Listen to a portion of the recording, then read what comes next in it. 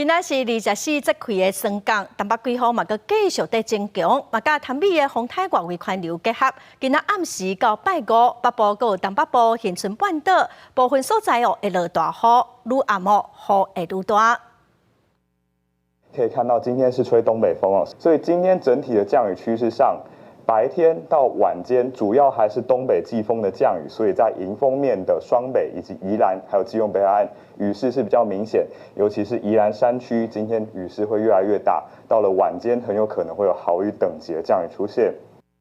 气象署表示讲，潭美风台按算讲暗时到明仔载透早会经过李宋岛。往南海方向移动，直接影响台湾的几率是较低。也毋过哦，风台的暴风半径有280公里，外围环流佮加上东北季风哦，明仔载佮后日这方面的地区雨会落甲真大。另外，伫菲律宾东方的海面哦，佮有一个热带系统正在发展，无排除上近拜五会结做今年第21号的风台空雷，对台湾的影响哦，怎么爱个观察？